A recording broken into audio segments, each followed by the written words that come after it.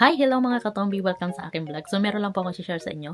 So sobrang saya ko po dito sa TikTok affiliate at ito'y konting karagdagan lang din po para malaman din ng mga Pilipino na nandito sa France. So anyway, ito po mga katombi. So bali nga ho ay marami nagtatanong sa akin kung paano daw mag-affiliate dito sa France. Unang-una, dapat dito po naka-address ang inyong TikTok sa France.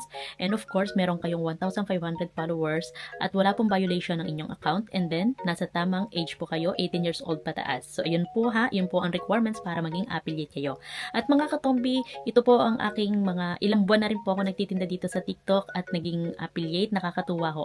Kasi alam niyo, ang dami kong na-receive na talaga na binigay nila sa aking coupon. Iyan po. And of course, gada iyan po ay inyong i-claim.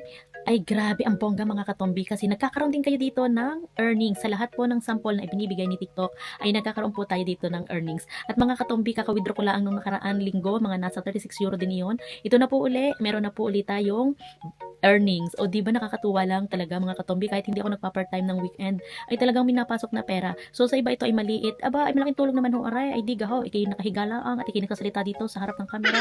Ay di bongga. So mga katombi, maraming salamat po sa nagpa-follow sa akin at sumusuporta kay Katombi ng Paris.